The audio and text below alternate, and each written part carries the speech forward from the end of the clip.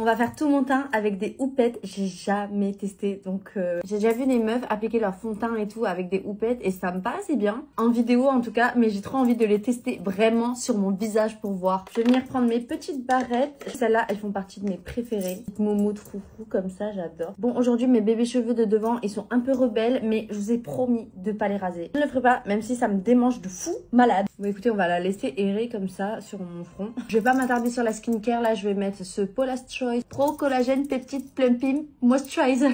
Plus long le nom, non? En vrai de vrai, il est archi bien. C'est genre un gel crème hyper agréable à appliquer. Regardez, c'est genre un petit glow, mais pas too much. Bref, on pourrait en parler pendant des heures, mais c'est pas le sujet de la vidéo aujourd'hui. Je viens prendre ma super bébé parce que clairement, en ce moment, on ne fait plus qu'un. Oui, elle est juste incroyable. À chaque fois, vous me dites, ah, c'est quoi ton anti-cerne de la gloire? Parce que je l'applique toujours là. Non, non, c'est juste une super bébé incroyable de chez Herborian, dont j'arrive plus du tout à me détacher. Je vais faire les mêmes étapes que je fais d'habitude. Donc là, normalement, je l'applique au doigt et après, je passe au Beauty Blender. Mais du coup, on va prendre la petite houppette. Que limite je stresse parce que je sais pas du tout ce que ça va donner vu que j'ai jamais essayé, mais bon, c'est un peu le but de la vidéo, Marie. Bah, c'est pas mal. Attends. En vrai, c'est pas mal du tout, mais c'est archi validé. C'est parti pour l'anti-cerne. On va directement faire les deux étapes ensemble. J'ai vu une personne le faire il y a pas longtemps. Oui, Marie fait plusieurs tests en même temps. Et il y a quoi? Aujourd'hui, je suis d'humeur à tester. Voilà. Bon, j'avoue que d'habitude, je mets pas autant d'anti-cerne sur ma tête, mais bon, on fait tout pour les caméras aujourd'hui. Mais ça estompe super bien. Attendez, choquée. Ok, anti-cerne validé. J'hésite entre le contour stick et le bronzer. On va tester le bronzer. Ok, c'est parti. Je fais comme d'habitude deux petits points. Est-ce que je devrais pas le tourner et prendre cette partie-là, là, pour test? Je pense que je vais en appliquer un tout petit peu plus. J'avais un peu peur, mais ça a l'air de le faire. Pour le bronzer, je trouve que ça estompe moins bien que l'anti-cerne. Là, pour le coup, je trouve que ça aspire un peu le produit. Peut-être qu'avec les produits teint d'avant, j'ai pas fait la diff. Simplement, d'habitude, j'applique avec un Beauty Blender qui aspire déjà pas mal de produits. Mais là, étant donné que le bronzer, d'habitude, je le fais au pinceau qui n'aspire pas vraiment de produit. Donc, j'arrive à avoir la diff suivant combien de gouttes j'ai dû appliquer pour avoir ce résultat-là que j'ai normalement avec quelques mini gouttes avec le pinceau. On va passer au blush. Donc là, je vais utiliser le blush de chez Tarte. Là, je sens que je vais devoir mettre plus de produits aussi. Je sais pas pourquoi, parce que ça reste aussi un produit liquide. Je vais prendre une autre houppette et je vais venir estomper le blush. C'est vraiment trop bizarre parce que je trouve que le blush, ça va en fait. Ça m'a pas aspiré autant. Bien évidemment, avec la houppette, je vais faire la poudre. Ça change pas vraiment mes habitudes. J'en mets un petit peu sur les ridules, un petit peu aux arêtes du nez. Et normalement, je fais le reste avec un pinceau. Donc là, je vais tout faire avec, mais en gardant juste l'excédent. Je vais pas en rappliquer. Je pense qu'à partir de maintenant, il y a moyen que vous me voyez moins souvent avec le Beauty Blender. En tout cas, pour le fond de teint et pour l'anti-cerne. Parce que pour ces deux produits-là, j'ai trouvé vraiment que l'application, elle était vraiment top. Bref, dites-moi ce que vous en pensez. Et moi, je fais plein de gros bisous. Coucou tout le monde. Aujourd'hui, c'est ma copine Catel qui va me maquiller. Du coup, moi, je commence par juste mettre un peu de crayon et les plaquer mes sourcils. Juste, elle va pas mettre de crayon parce qu'elle a déjà les sourcils hyper épais et après, on va voir que ça. Du coup, elle m'a sorti ses fonds de teint. Du coup, je vais choisir. Je vais me laisser mettre le Flawless Filter. En vrai, maison la dose, hein, parce que moi, j'en mets grave la dose. Pour moi. Moi, je mets pas sur le menton. Moi, je mets pas sur le front. Ah ouais? Oui. Maintenant, Catel va choisir parmi tous mes anti-cernes. Moi, je mets deux anti-cernes différents. Un qui est à matin et un qui est plus clair. Donc, l'anti-cerne clair, elle le met comme ça. Tu m'en as mis dans la narine. Et Catel, elle est allée au pinceau. Du coup, je vais étaler avec un pinceau. Du coup, maintenant, parmi ces bronzers crème et liquide, je vais en choisir un. D'habitude, je mets le Huda, mais elle a pas. Du coup, celui qui ressemble le plus, c'est le Saze. Tu commences par le front et après, tu descends là. Et avec le reste du pinceau, tu fais la jawline. De base, elle fait pas de contouring du nez, mais moi quand je mets du bronzer en crème, je commence par faire un contouring du nez, donc elle va faire. Elle va faire mon contouring du nez, mais en gros là j'ai une bosse, donc tu peux pas aller là, genre. Ok. Tu vas voir, c'est bizarre. Ah. Attends, moi je commence, j'en mets là. Dans l'œil. Ouais. Et après j'en mets là. Là. Ok. Ok, là maintenant j'estompe avec quoi? J'estompe avec un gros pinceau, genre. J'aime pas. J'aime pas des paupières, j'aime pas. Ok, là, Catel, elle va pas choisir parmi tous les blushs, t'as le choix. Donc, je vais lui choisir de mettre le bleu. Pas le Joy en Rabutin. Le Joy? Le Joy. Bah oui, c'est Joy. Ouais, t'aimes pas? Ça va. Simple, je mets un point là et un point là. Prochaine étape, c'est quoi? La poudre. Du coup, j'ai choisi la poudre et c'est exactement la même que la mienne en teinte Peach Pie. Elle en fait qu'à sa tête, je n'en mets pas sur le côté. Les gars, c'est étape du bronzer, j'ai extrêmement peur parce que Katel elle est tout le temps orange. C'est faux. Donc là, elle va m'en mettre la tonne. Et lui, pour les joues, tout ça. Et lui, pour le contouring du nez. Mais je l'aime pas le haut là. Oui, mais tu vas le mettre sur le nez. Okay. Donc on l'étale avec un énorme pinceau. D'abord, première étape du bronzer. Attends, j'ai pas compris. Genre la deuxième étape, c'est que tu prends un pinceau plus précis et t'en mets plus précisément. Au même endroit. Ouais. Ça sert à rien. Si, t'en mets plus de bronzer. Ok, ça sert à rien. Ça sert vraiment à rien de dire ça, les gars, faites pas ça. C'est parce que j'ai des cheveux qui viennent dans mon make-up là. Voilà, ça aussi, ça sert à rien, ça ne change rien. Bon, maintenant Katel, elle va choisir parmi mes blushs. T'essayes de m'avoir là. Non, il est corail, je te jure, il est corail. Oui, il faut un blush corail et celui qui s'approche le plus, c'est lui, donc je vais lui laisser mettre lui. Bon, j'ai mis mon mascara. En attendant que ça sèche, je vais mettre le fixateur Charlotte Tilbury parce que Katel, elle met le même. En fait, Katel, elle ne met pas de fixateur. Mais je m'en fous, je le mets quand même. Elle est prête. Make-up by me. Make-up by Katel. On est prête. Bisous.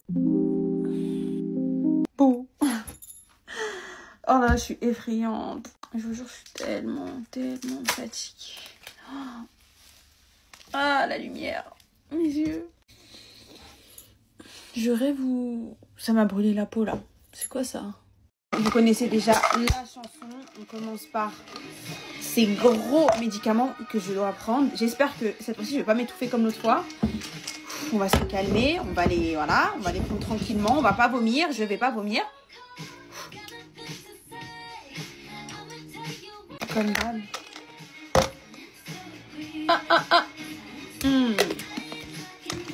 Le sommeil cette nuit a été catastrophique. Mais vraiment, je crois que j'ai dormi 2 heures.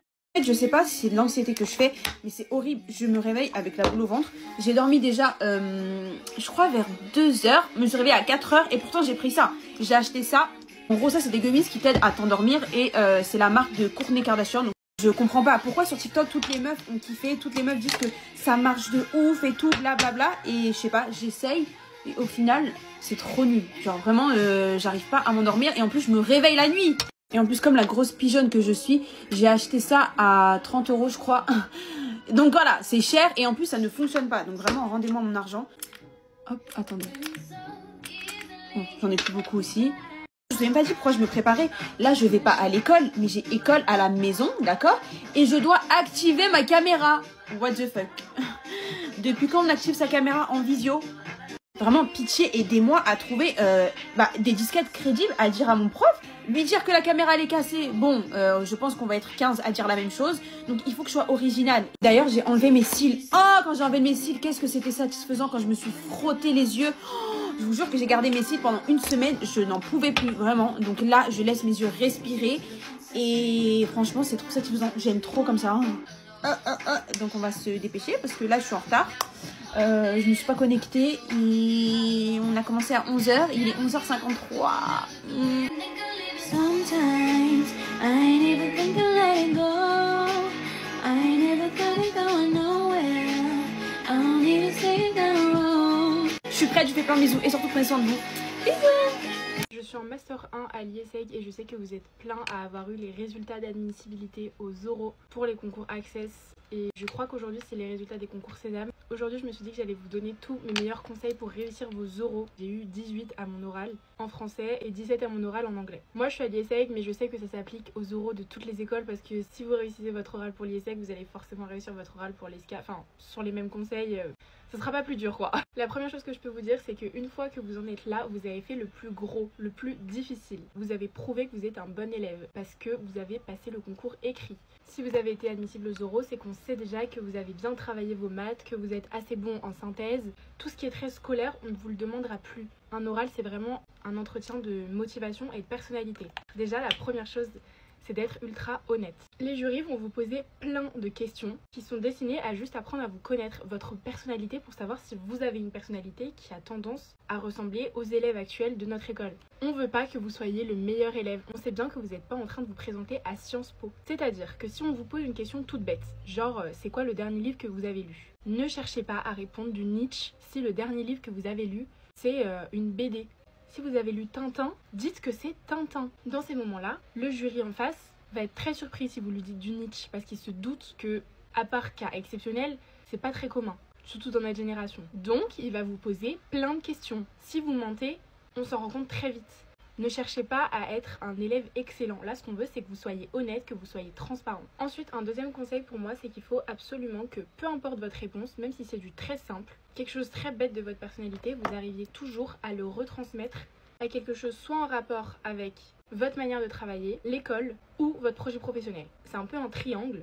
C'est-à-dire que si on vous pose une question, par exemple, est-ce que vous pratiquez du sport? Si oui, quoi? Si vous avez fait du handball pendant 10 ans, ne répondez pas juste « j'ai fait du handball, j'adore, c'est mon sport préféré ». Ça ne sert à rien. Qu'on se le dise clairement, ils n'ont pas non plus envie de prendre un café avec vous les jurys, genre ils sont pas là non plus pour apprendre à vous connaître et c'est tout. Il faut que vous arriviez à formuler toutes vos réponses de sorte à ce que ça en dise long sur votre personne et sur votre façon de travailler, votre façon de faire, vos projets, vos ambitions. Par exemple, j'ai fait du handball pendant 10 ans, j'ai été amenée à faire des compétitions. Comme on était une équipe, j'apprenais à beaucoup communiquer avec mes partenaires. C'est une expérience qui m'a appris à aimer le travail collectif, qui m'a appris à devoir écouter les autres et à me responsabiliser dans un groupe, à m'adapter aux autres, comprendre que ensemble on va plus loin, ce qui se reflète maintenant dans ma façon de travailler lorsque j'ai des projets de groupe ou quelque chose comme ça. Parce qu'en école de commerce, on a énormément de projets de groupe. On travaille beaucoup avec d'autres personnes. Qu'on aime ou qu'on n'aime pas, c'est comme ça que ça se passe en entreprise.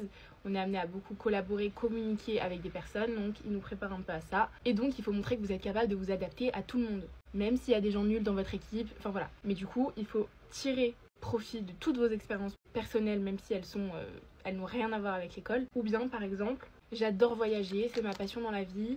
Ou bien j'ai vécu dans un autre pays avant, j'ai été expat. Ok, très bien, mais si c'est que ça ne sert à rien, ça nous avance à rien. Par contre, j'ai vu que vous aviez un programme d'échange universitaire. Ça fait vraiment la force de l'école. Moi, c'est vraiment quelque chose qui me donne envie de m'investir afin de pouvoir réaliser un échange universitaire dans telle université, dans tel pays. Comme ça montre que vous vous êtes renseigné. En fait, il faut que vous montrez aussi qu'avant l'oral, au-delà de vous être préparé vous vous êtes renseigné sur l'école et pas sur toutes les écoles de commerce en général, sur l'école de l'oral du jour. Ou même un peu plus simple, voilà, moi je suis quelqu'un de très sociable, j'adore sociabiliser avec les gens, rencontrer du monde, et je suis quelqu'un d'en plus très sportif. J'ai pour ambition de rejoindre le bureau des sports ou bien l'association de ski. Ça montre que vous êtes renseigné sur l'école, vous êtes au courant des associations qui existent dans l'école. Et on va pas se mentir, en vrai dans les écoles de commerce, c'est un gros plus que vous vous engagiez et vous investissiez dans le système associatif, ils aiment beaucoup. Donc voilà, ça donne envie. En fait, comme je vous ai dit, vous avez fait le plus gros, le plus scolaire. Pareil, je sais qu'il y a un exercice où vous devez choisir entre 2 photos et les analyser à votre guise. Genre, il n'y a vraiment pas de consigne, c'est vous nous dites ce que ces images vous évoquent. Si vous ne savez pas, si par exemple c'est un monument, que vous ne le connaissez pas, si jamais ça correspond à des périodes historiques que vous ne maîtrisez pas, ne mentez pas. Ne partez pas dans quelque chose de trop complexe. J'ai eu beaucoup d'échos de personnes qui ont fait ça, genre en mode c'était le Colisée, ils n'y connaissaient rien. N'inventez pas, faites des choses beaucoup plus simples. On ne vous demande pas d'être excellent en culture générale, vous avez déjà passé votre épreuve de culture générale. Là, vous nous dites ce que ça vous évoque. Donc bien sûr, si vous avez des connaissances culturelles, c'est encore mieux, mais si vous ne les avez pas, ne mentez pas.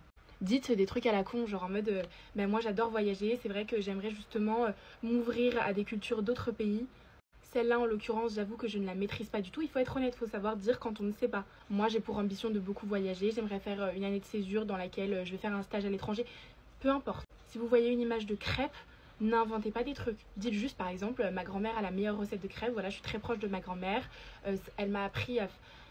Elle vous a appris des trucs qui vous aident pour l'école, par exemple. On sait pas, on s'en fout. Vous savez jamais le jury sur lequel vous pouvez tomber. En l'occurrence, vous pouvez tomber sur un prof d'histoire. Donc je vous conseille de faire attention et de ne rien inventer. Si vous ne maîtrisez pas, dites-le. Encore une fois, vous postulez pour une école de commerce. On aime les gens qui ont confiance en eux, qui ont la tchatche à l'oral et qui ne se laissent pas déstabiliser. Ce qui est vraiment noté et jugé, c'est votre capacité à rebondir et à développer ce que vous êtes en train de dire et à le justifier. Du moment que vous justifiez bien, on ne vous en voudra pas de ne pas tout savoir. On sait très bien que vous ne pouvez pas tout savoir. Là, c'est un entretien de motivation et de personnalité. C'est pas un oral pour, encore une fois, en cas pratique, pour tester vos connaissances. Enfin bref, pour moi, de toute façon, vous allez dead. Je vous fais confiance. J'ai hâte de vous voir dans mon école, peut-être. Et voilà, je vous fais plein de gros bisous et à demain!